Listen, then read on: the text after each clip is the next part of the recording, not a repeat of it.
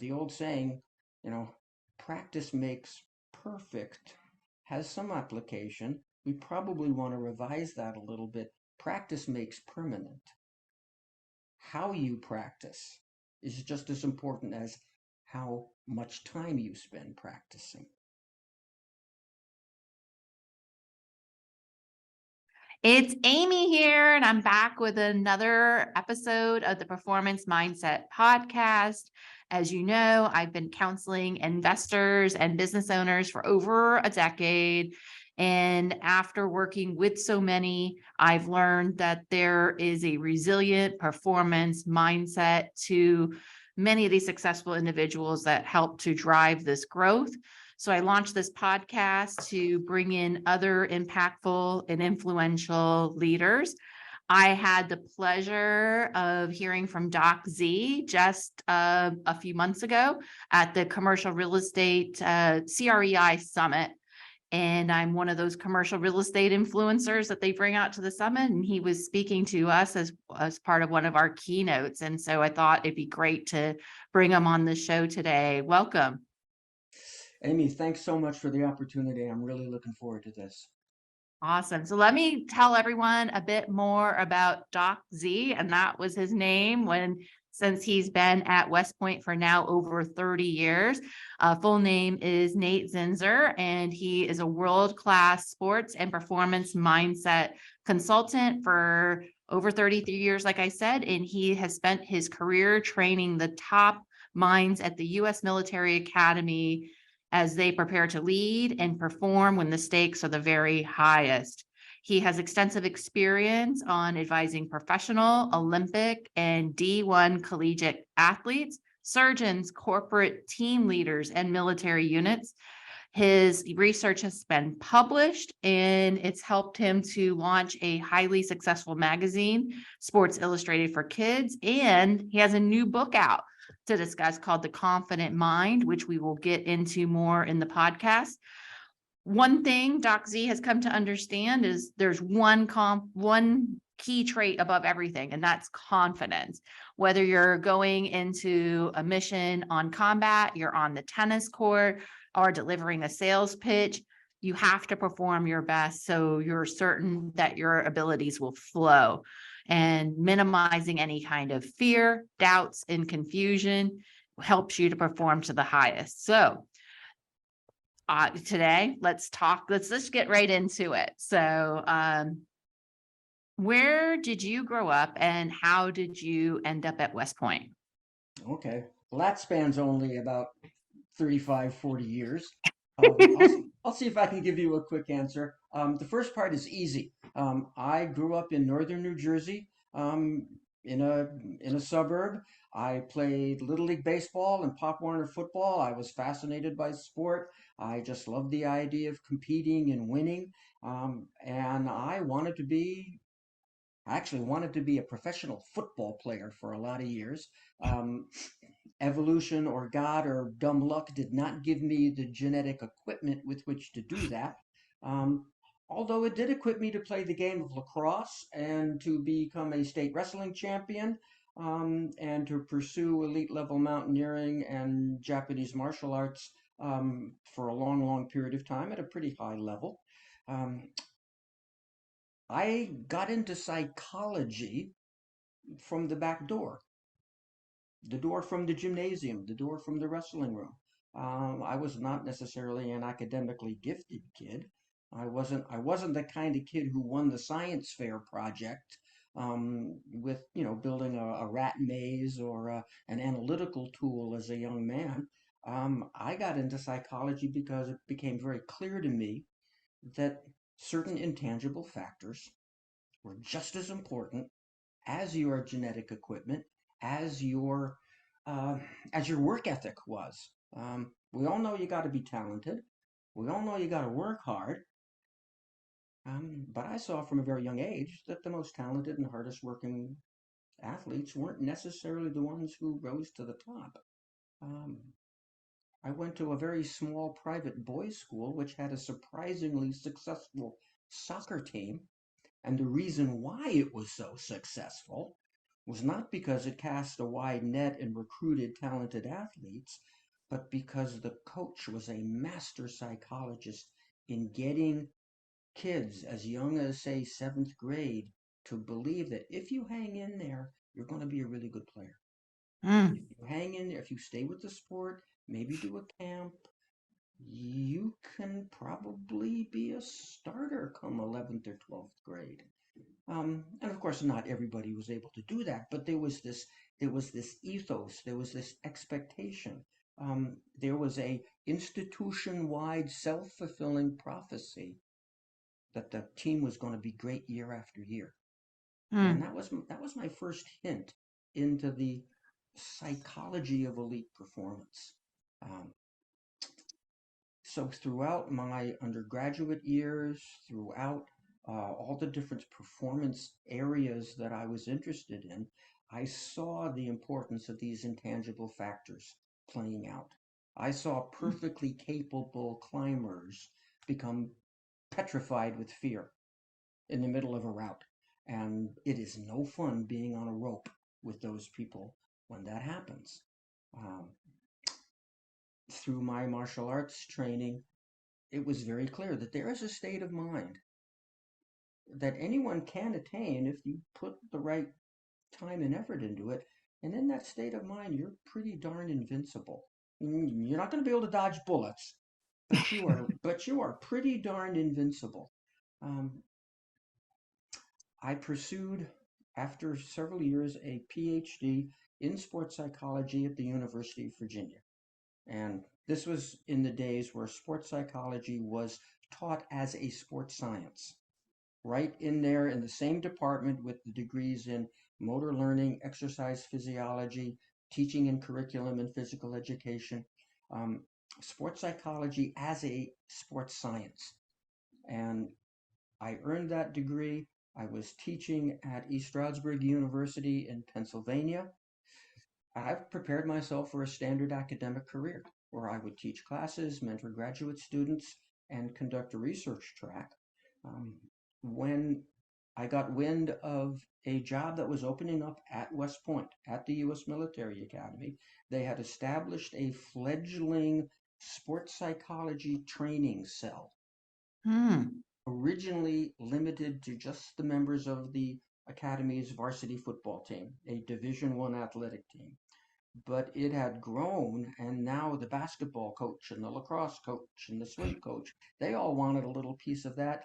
So the visionary gentleman who established this, his name was Louis Choga, he decided he needed a civilian sports psychology expert to add to his staff to lend some long-term stability to the teaching faculty in this little cell.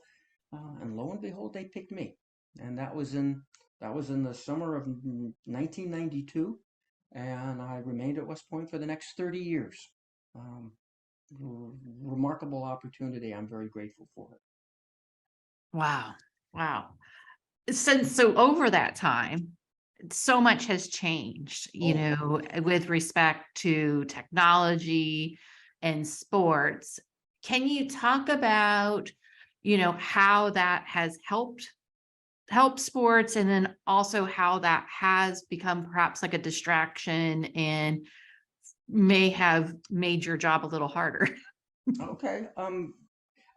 A very fair question, a very important question, because I started in at West Point in 1992. Um, we didn't have personal computers on every desk. We didn't have any internet really. We had old-fashioned receptionists making appointments in a spiral-bound notebook. Everything, of course, has changed. Everything is now electronically communicated, and that has helped the speed with which we can do things. Mhm. It's also made people a lot less patient, a lot less patient. If I want an answer to something, I can get it in 10 seconds. Whereas once upon a time, if you wanted an answer for something, you might have to walk across post to the library, and you might have to actually open an old-fashioned card catalog, or the Reader's Guide to Periodical Literature, or all these old-fashioned, now totally arcane research tools. It required a little more patience to get an answer back in those Mm. days. Because of the access to information these days, all of us, especially young people who have grown up with access to the internet, they want an answer quick. And if they don't get an answer quick, they're disappointed. Also, related to that, there is this incredible ability to compare yourself with everybody else. Yes. How many likes, how popular are you on Facebook? Um, and that presents its own problems because it makes people increasingly self-conscious about themselves. And one of the things that's very important in confidence for sport performance is that you can't be preoccupied with yourself. You know, your mind has to be somewhat free of that so that all your well-trained skills can express themselves at the moment of truth. So our technology has made us smarter and quicker and faster. I don't think it's made us any deeper.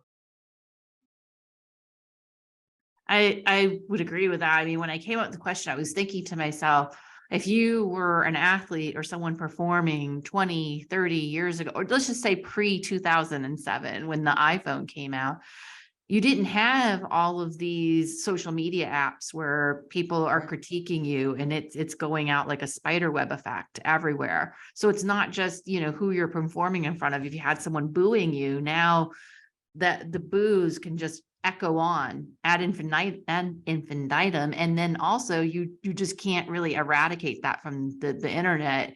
I would think someone who isn't as disciplined or maybe could be susceptible to hearing those reverberating negative vibes, it could have a terrible impact on them. And that has been well documented in a number of case studies.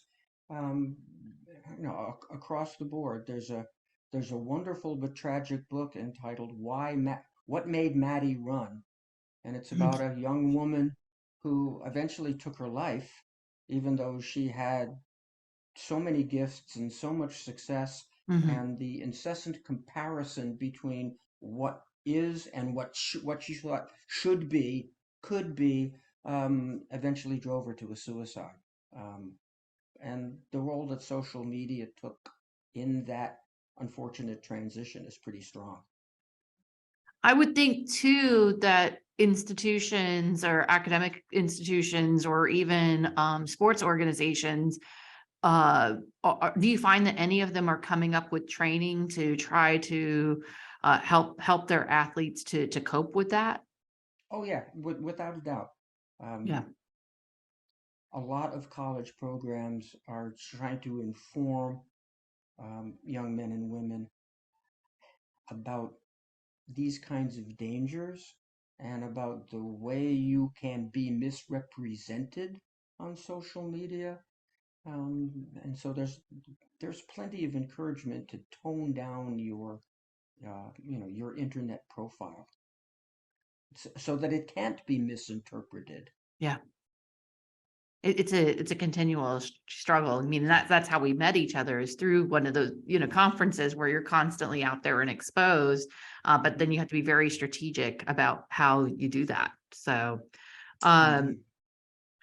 so yeah, we talked a little bit about how to protect athletes and others from those types of dangers. Well, your focus has been in sports. We talked a little bit in your intro about the applications for mindset and confidence can be applicable in leadership. You want to talk a little bit about that? Certainly. The applications of sports psychology principles, mental toughness training principles, call it what you like, those were apparent to me all throughout my training at the University of Virginia. It's not just about an NCAA Division I athlete. It's about the business student. It's about the pre-med student. All of these principles in terms of building and maintaining confidence, achieving quality focus, being resilient in the face of setbacks, managing stress, Those skills are valuable in any performance endeavor. I remember leading a discussion group during those years at Virginia, as all of us grad students had to do, and there was one varsity athlete in the group. He was a member of Virginia's men's lacrosse team, a powerhouse program. There were two recreational athletes. These were just undergraduate kids who wanted to play and have better time playing. There was another woman who was a professional water ski performer. There was another member of the group who was in the business school, and he knew that entrepreneurship required this kind of confidence. And there was another young woman who wanted to be a professional fashion model. So right from the start of my indoctrination, the applications outside the world of sport were very, very clear. No place was that clearer than my work at West Point, where the product that we are producing are young lieutenants for the Army, leaders of character who, unfortunately, may be called upon to lead soldiers in combat. And Mm, boy, do we want those people to be confident, focused, composed. You know, to me, the ability to do that is absolutely essential if you're going to be effective in your work. Um, Tomorrow morning, I will be presenting to grand rounds at Vanderbilt University's neurosurgery program. mm. So I'm talking to a bunch of people who are learning how to drill into your skull, remove bad things, repair things. Boy, do you want them to be at the top of their game? Yes. You don't want there to be any hesitation whatsoever. No, not at all. You have to believe that you are fully capable of executing each stage in the surgical procedure, and you got to believe that you can handle any strange anomaly that might surface. And unless you have that level of certainty, you better stay out of my brain. Thank you very much. Mine too. Mine too. Well, one reason I reached out to you was you recently authored a book. It is The Confident Mind, a battle-tested guide to unshakable performance. What inspired you to write the book? Because of the number of people who would come to my office who were rather accomplished in their field, but they would say, "Gosh, I just don't have the confidence I used to have. Mm, Where did I just don't feel it anymore." And this happened often enough that I said, "Okay, maybe this is the book that I have to write." yeah. And so I devoted a good 5 years to the research, revision, writing, etc., that eventually turned into the January 2022 release.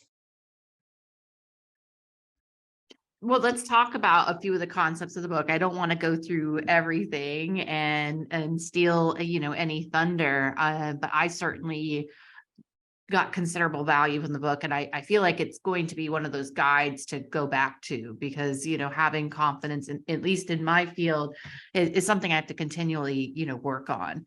And so let's talk first about the 10,000 hour rule for those that aren't familiar with it. Certainly. The 10,000 hour rule was established by a researcher, Anders Ericsson, um, originally looking at the education and emerging expertise of classical musicians, particularly violinists. Um, the term was later popularized by writer Malcolm Gladwell, who, according to Erickson, took a few liberties with the concept. The idea is that you're going to have to put in roughly 10,000 hours Mm, of deliberate practice before you achieve a level of expertise in your field. Um, it's a it's a somewhat loose number, in that there are experts who've only put in 5,000, and there are people who put in 20,000 and they have not yet achieved that level of success. So it's somewhat arbitrary, but I think it's important in that, you know, expertise is not just going to happen to you. There are certain habits of practice that are very, very important. Okay? Your practice has to be deliberate. It has to be right at the edge of your ability. It has to challenge you. In some case, that means it's not going to be a lot of fun because you're not going to be working on the things that you're already good at. You're going to have to do the things that you're not quite as good at. Yeah. So, um, the old saying, you know, practice makes perfect has some application. We probably want to revise that a little bit. Practice makes permanent. How you practice is just as important as how much time you spend practicing. And Dr. Erickson, he has a book out entitled Peak. Um, Goes into some of the specifics of those practice considerations.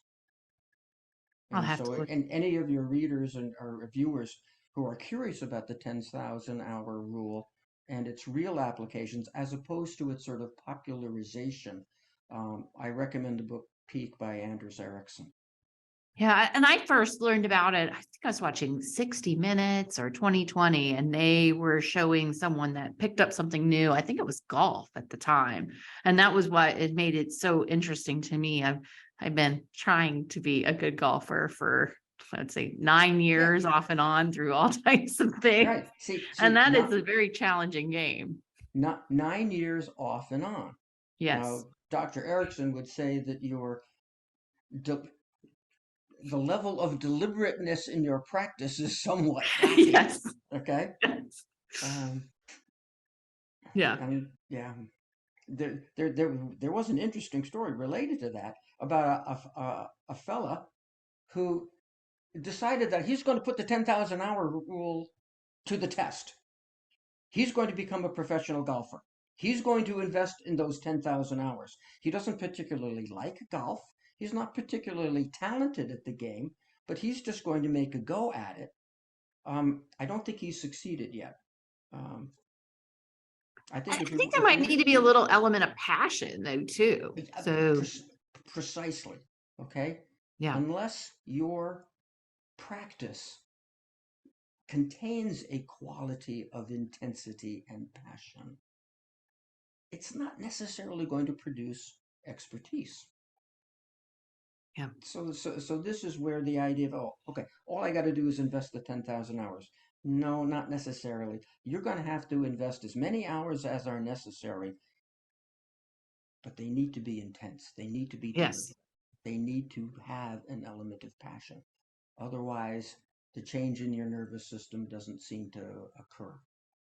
I would agree with that until I really, it's about 3 years ago, I got much more intense and deliberate about it. And I finally broke 100, which is a pretty big deal. Most amateur golfers don't. And then I'm in a ladies golf league now, which I really enjoy weekly, Ah, and finally making some birdies and par, consistently. But and even more now that I've done some breathing exercises, which we'll good talk for a little you. bit more about. Good for But you.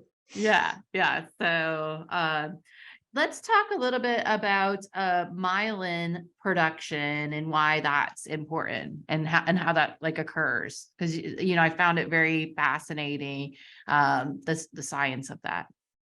Um, Myelin is a phospholipid. That's a fancy name for a kind of fat. Your nervous system, those billions of neurons in your skull, in your spinal cord, going out to and innervate, inform, stimulate muscles, glands, organs, etc. That substance is produced by your nervous system, and it serves essentially as insulation. You can think of electrical wiring. The thicker the insulation around a wire, the faster the electricity travels down that wire.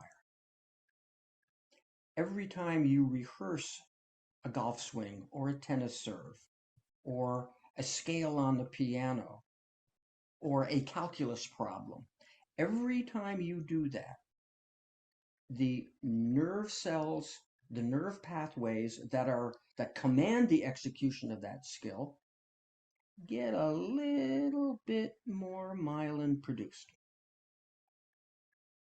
The use of those neural pathways produces this substance. And if you do it over and over and over again, at some point, that layer of fat insulating that neural impulse pathway is going to get faster. The amount of insulation is going to be big enough so that that impulse moves quicker. And that's really what skill is. It's just the coordinated, smooth operation, smooth transition of a neural impulse from someplace in your skull down through your spinal cord, out to your fingers, so that you can tie Mm. your shoes or comb your hair or wrap your hands around that golf club comfortably. All skill is a function of your nervous system. Your nervous system develops these smooth pathways through practice. It takes a while to get that. But once you put in sufficient repetitions, and there's no magic number, Mm-mm. once you put in sufficient repetitions, the myelin develops to the point where now it really moves quickly. So you got to be patient enough to do the work to get your nervous system to operate at maximum speed. It's a process, but you would think, you know, with anyone in sports or in any field that, you know, at least if you have that baseline of reactivity or knowing how to do whatever skill it is, then when other things arise, it will make it easier for them. Indeed, you have a well-established pathway. It, it's like a trail through high grass that you have walked on many, many times. First few times, it's hitting you in the knees, and the bugs are flying up in your face. After many repetitions, that path has been worn down so that it's very easy to walk, and you could do it with your eyes closed or in the dark. This is what we're trying to establish when we're talking about, playing the violin, doing neurosurgery, doing high-level sports. We want to encourage that level of skill expertise. So we want to practice properly, lay down that myelin, and we got to make very sure that we are not thinking about the mistakes, the imperfections, because when we do that, we activate other pathways. And they're getting repetitions too, depending on how we Oh, think. no. Yes, that's Yeah, true. right. That's So so true. so so Yeah. you can almost have two competing sets of neural pathways with regard to the performance of a certain wedge shot or a certain play in football. And if you have a lot of the wrong stuff firing at the same time that you've got the right stuff firing, there's going to be some confusion. So Absolutely. let's think about what you want. Let's practice what you want. And let's make sure that when it's time to execute, you're completely tuned in. Here's my target. I'm fascinated by it. I want the ball to go here. I want this sound to be this way. So I'm consciously feeding my unconscious neural system activity. I'm making sure that all of that is consistent. And that's how you give yourself a good chance of executing well. Absolutely. I would agree. I laughed out loud. I was reading the book and you made a reference to Lloyd from Dumb and Dumber to the mindset. So to those listening, can you share that analogy? Yeah, that was that may be the video clip that I have showed more often than any other in my years. And this is from a movie that was released. Um, gosh, I'm thinking 94, maybe. I don't have the exact date. The actor's name is Jim Carrey. He is a comic genius. I'm sure many of your listeners will have seen the movie Dumb and Dumber, Liar Liar, Bruce Almighty. Um, the man is a comic genius, and in this particular movie, in the Dumb and Dumber movie, he plays a rather unsophisticated adult, a guy who has the worldly wisdom and the common sense of, maybe a 10-year-old, um, even though he seems to be in his late 20s or early 30s. And he is gently but firmly rebuffed by a woman who he is really attracted to, a woman who he has literally crossed the country from, I think, Providence, Rhode Island, all the way to Aspen, Colorado, having had all kinds of strange misadventures. He's finally gotten to see her. They are finally alone in a room, and he lays all his cards out on the table. He says, Mary, you know, please give me an honest answer. What are the chances of you and I ending up together? And Mary, not wanting to break the guy's heart, tries to let him down easy. She says, well, your odds aren't very good. And Lloyd says, you mean not good like 1 out of 100? And she hesitates and gulps and says, no, more like 1 out of 1,000,000. And you can see on Lloyd's face, he's completely lost for a moment. And then you see his eyes brighten and his smile widens. And he goes, so you're telling me there's a chance? And he gets all excited and says, this is great. I read you. Okay, okay, okay. And that ability to filter, if you will, reality and filter out all the disappointments and all the factors that are against you, but be really motivated by the chance, the opportunity. That is a very important skill. Okay? We all, as human beings, operate on our own personally defined reality. It's what we do. It's just a question of whether the reality that we define for ourselves and create for ourselves is helpful in terms of us getting what we want in this world. Really good athletes, really good business people, really good performers across the board have a very functional mental filter.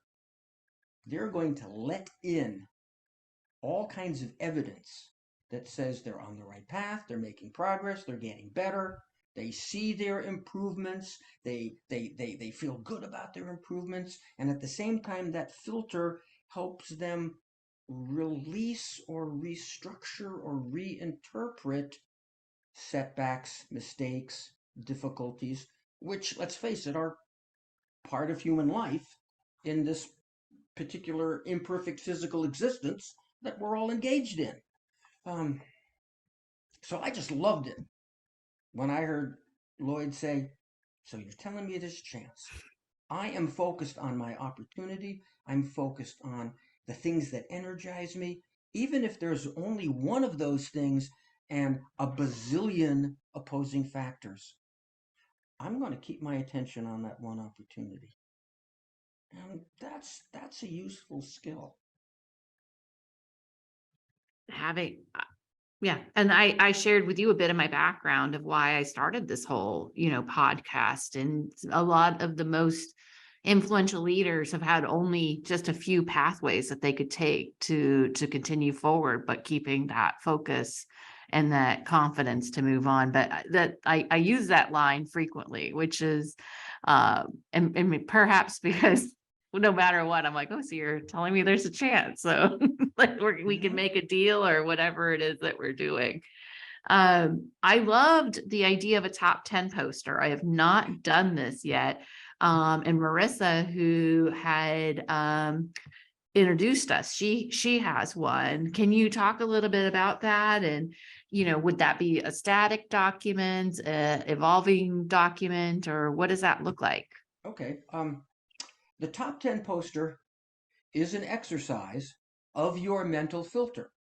It's a way of you looking back at your resume, so to speak, and listing out the 10 best accomplishments of your personal or professional life. You know, what projects have you been in charge of that went well? What contributions have you made to your organization? Um, if you're an athlete, what are your 10 most memorable moments playing your sport? Well, my first game where I started, my first touchdown, or my first home run, or the time our team beat our big rival when we were the underdog.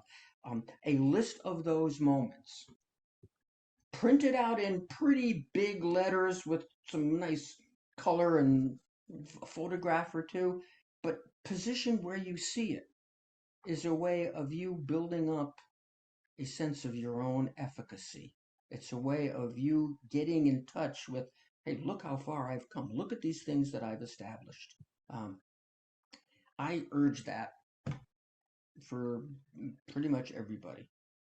Because if you don't have a sense of how far you've come, if you don't get a sense of how good you indeed are, then it's really easy for you to question yourself and doubt yourself in a moment of performance.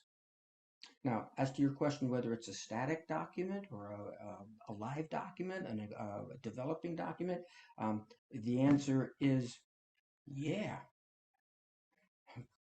I can have that 10 best moments of my past. But maybe something's going to happen this week that I want to put up there on the top. Okay, so you can either make it your top 11, or you can just sort of rewrite. You can rewrite your top 10. Yeah. The top 10 Billboard hits of the month or the week. It can change. Um, I see the top 10 list as a way of really looking and carefully filtering your long-term memories. I encourage people to do a perhaps shorter term memory filtering exercise, um, basically every day for a Hmm. working person, at least every week, say, if you're a football player. All right. What are the best things that happened today? Where did I invest quality effort? What little successes did I achieve? What does it look like I'm making progress in? Just asking yourself those three questions and jotting down effort, success, progress, ESP. That's a 2-minute exercise. But just like looking back at your top 10, it's a way of allowing your experience to work for you. It's a deliberate search for evidence that you've got something to base your confidence on. Looking for reasons to believe in myself. Yep, I overcame procrastination to get that report written today.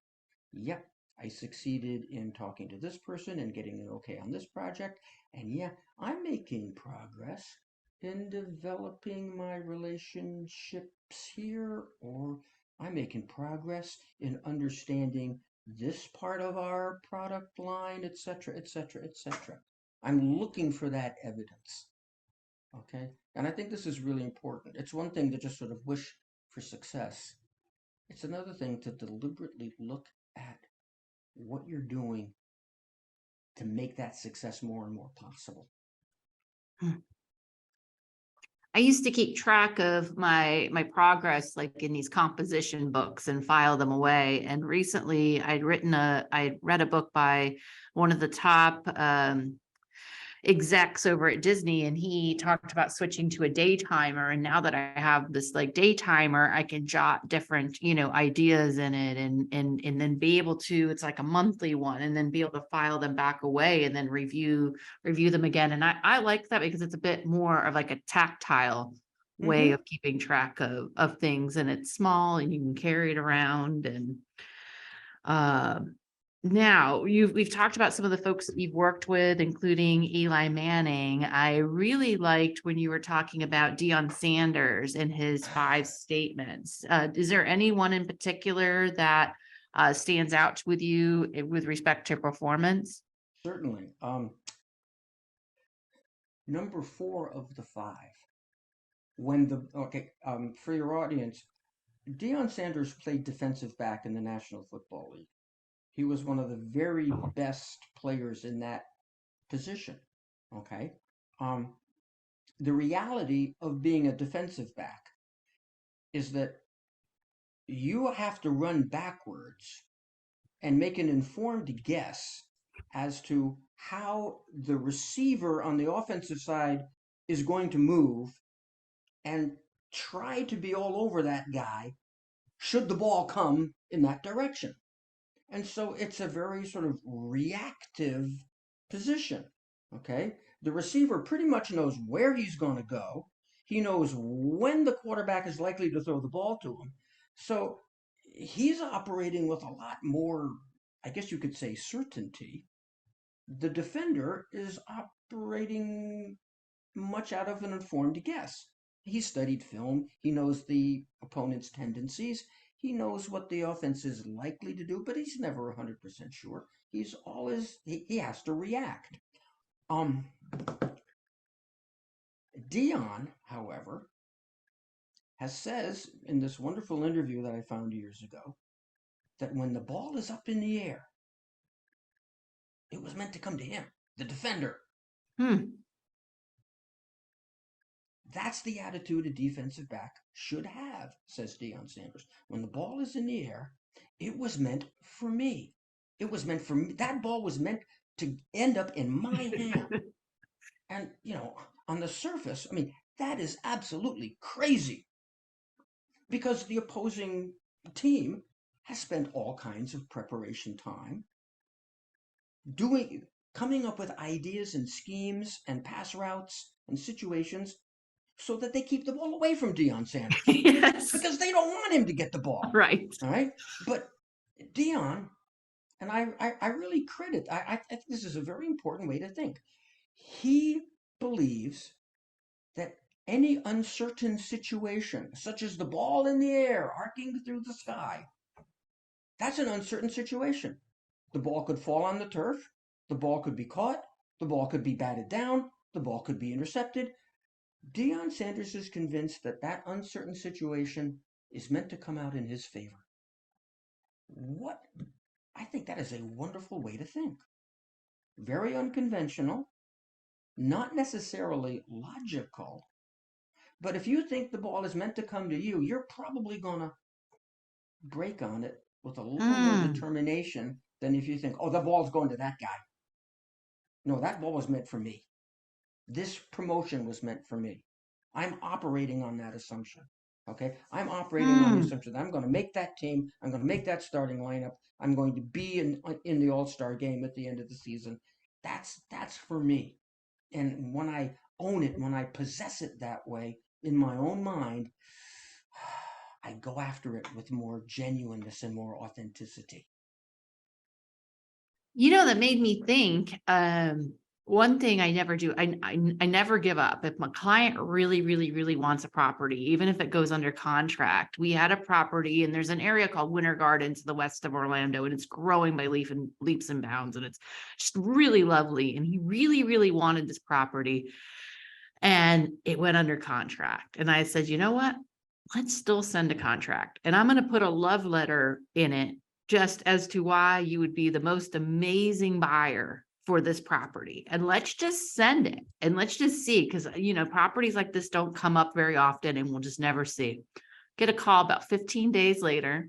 The other person did not come to fruition, didn't do that. And she says, we love your buyer so much. We're not even going to put it back on the market, and let's just get it under contract. And then we closed 60 days later. And now we're doing a redevelopment project there and transforming it into 30,000 square feet of retail and bringing together all these businesses. And it's amazing. But I think I see it very often in commercial real estate. So many of my peers are like, well, they're in an LOI with someone else, or they're in a contract with someone else. But I think that, it didn't take me that much effort, just maybe another 20 minutes, and just have it out there, just in case, if it's meant for us, then that way it could boomerang back. And then, Mhm. sometimes people choose not to list with me either. And I don't take offense to it. They've just decided, and I've seen it come boomerang back to me. So There you go. You operated from a certain degree of determination. This this can work out. This can work out for me. By this, the same way Lloyd in Dumb and Dumber is saying, yeah, "Oh, this romantic relationship can work out in my favor. I've got a 1 in a million chance. It can work out. I think I'll pursue it." As right. opposed to, "Oh, a 1 in a million chance? Okay, I'm done. Sorry."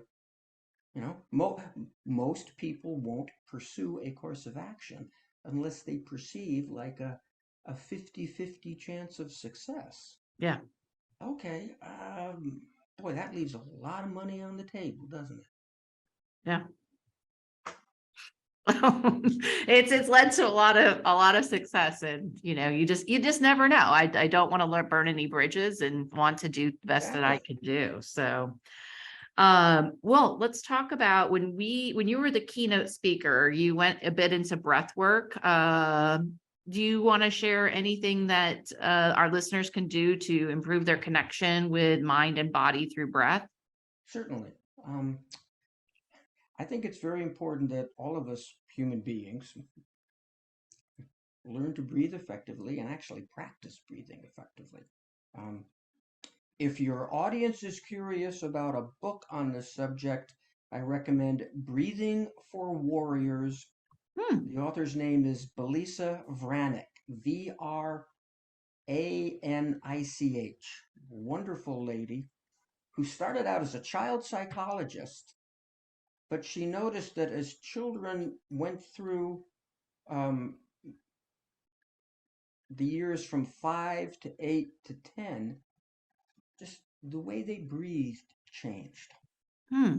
They no longer used the musculature that they were born with in order to maximize the amount of oxygen they could draw in with the breath and to maximize the amount of carbon dioxide that they could breathe out when they exhale. When you exercise those muscles correctly, you really bring yourself into the present moment Hmm. and you really access a lot of your sort of unconscious capability. Okay? I know that sounds perhaps science fictiony, um, but try it, people. Okay? A common misunderstanding is that breathing is accomplished with your lungs. No, breathing is accomplished by the muscular action that either squeezes your lungs to expel air or opens up your lungs to bring air in. You have a very sophisticated set of muscles, the sole purpose of which is not to help you move, but to help you breathe.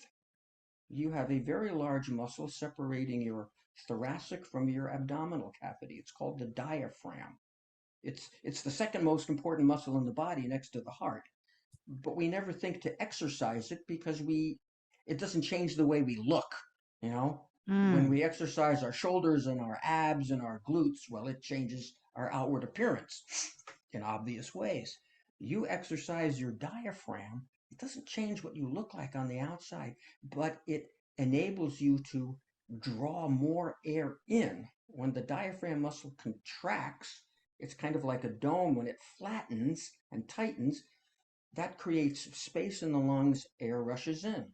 You also have a set of muscles in your rib cage that lift the ribs up and out a little bit, and that further helps the lungs expand. And then on the exhale, you have your abdominal muscles and another set of rib muscles that when they contract, they basically squeeze the midsection. The diaphragm muscle relaxes. That pushes air out of the lungs. So by exercising these muscles, you get a lot more air in, and the act of paying attention to this breath gets you out of thinking about the consequences of your Mm. action or the memory of what happened, 2 minutes ago, 5 minutes ago, or on your very last swing of the golf club or your very last swing of the tennis racket. It brings you into the moment. It brings you into the moment. So I encourage people to, when they're beginning to think about breath, start with an exhale. Tighten your abs back towards your spine. Feel as if there's like a python squeezing you. Mm. And now relax that sensation. Let your waistline expand and see if you can feel this downward movement of your diaphragm muscle pushing down on your stomach and your intestines. Pushing down, bringing in. The feeling is like I'm inflating an inner tube around my waist. I want that feeling of 360-degree expansion in my waist. And now I want to tighten those muscles again, and I want to feel the python squeezing me. And now I want to relax that squeeze, and I want to inhale. This is a very different feeling than the typical sensation of taking a deep breath, which for most of us is up Yeah. in here as opposed to down here. Okay, a good inhalation is down and out. A good exhalation is up and in. Okay. And we typically don't think of it that way. Um, just following those guidelines, you could have a remarkable experience strengthening your breathing musculature. Yeah, I even noticed, you just even breathe, like practicing breathing now, then Right. nothing, you just All, are all you focused ha- on all you that. have to do is sit comfortably, feet flat on the floor, or stand comfortably and experience this expansion and contraction of your waist. Not expansion and contraction of your collarbone and neck and up here. That's not where the breathing action really takes place. It takes place lower in the body. And every time those breathing muscles set up for an inhalation, we're pushing down on the contents of our stomach. We're basically expanding our waist. And then we tighten it, tighten it, tighten it, tighten it, and send it back out. Um, 10 pounds of muscle solely devoted to breathing. 10 pounds of muscle solely devoted to breathing. Do you develop those muscles? Most people don't. I recommend that you do. And I recommend that you use a breath as part of your pre-shot routine, your focusing for the moment. Okay? I'm about to serve. I want to see where I want that ball to go. I breathe. I'm Mm. about to step into this negotiation. Or I'm even at a pause in the negotiation. I take that sip of water. I do a couple of these breaths. Now I'm ready to continue. So many applications. Yeah. Wow. Well, we've only scratched the surface. There is so much more in the book, and I think there's so many opportunities to connect with you. Well, first of all, is there anything else you'd want to share today? And if not, then also what's the best way for people to contact you? Sure. One thing that has become very apparent to me in like the last 6 months or so um, is the fact that we as human beings have a certain built-in negativity bias. Mm. This is a survival mechanism that our primitive ancestors needed. We got we got to kind of look out for stuff. We got to be a little bit worried. Okay? You know, just like a mom is worried about, okay, where's my kid? Is she walking across the street? You know, okay, I mean, there's a degree to which this is just built into our human biology. That biological bias, I think, has been fed by our social system, by our educational system. We are encouraged to think about all the things that could go wrong and remind ourselves of our biggest failures under the mistaken impression that that's going to motivate us to succeed. When what really tends to activate your drive, my drive, is not the memory of a failure or a setback, but the memory of a success or the tantalizing vision of a possibility. So I've become really sensitive to how powerful that negativity bias is, Hmm. which means that, negative thoughts are going to come back. Yeah. You know, your mind is going to flash to a problem, a setback, a difficulty. Okay. But you can be very good at recognizing that your mind is doing that. And just like, okay, there's a mosquito buzzing around my head, I'm going to swat it and get rid of it. And that's what I do with the negative thoughts. I Hmm. recognize them, I swat them, I get rid of them, I replace them with an item from my top 10 list. I replace it with an item from that daily ESP, effort, success, progress, that I've been doing. And, a minute later, another mosquito may come around and you got to brush that one away. Just because these negative thoughts occur, that doesn't mean there's anything wrong with you. It just means you're human. Yeah. And I think a lot of people have asked me, "Oh God, why can't I get rid of this negative stuff?" Well, because you're human. It's part of being human. It's it's your job to acknowledge it, to stop it, and replace it with something else. And you can do that as often as you need to do that. Um, You could even every do, I've done Yeah, this before, like, and fine. then it's like, it's See ya. gone. Okay, or put a rubber band around your wrist. And when you have a negative thought, you recognize it and you pull the rubber band and you release it and it snaps back against your wrist. And that means you snap out of it, girl. You know, Yeah. snap out of it. And if I have to do that 100 times a day, fine, do it. Okay. Yeah. Um, Two things about this. You've got negative thoughts as a human being. So does your competition. Yeah. So does your opponent. All you have to do is be better at working with it, better at recognizing it, better at stopping it, better at replacing it than your opponent or your competition. You do that, you create an advantage for yourself. That's I, really I, important. I absolutely agree.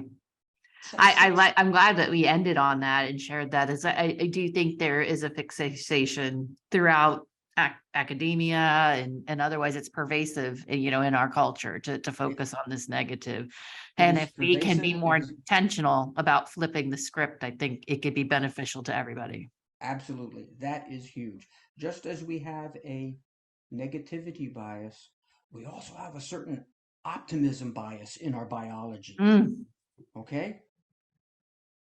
Our primitive ancestors had to maintain that. We will find clean water. We will be able to construct a shelter that will get us through this winter. We yep. will be able to feed our clan. So that's in us too. And let's acknowledge both of these factors.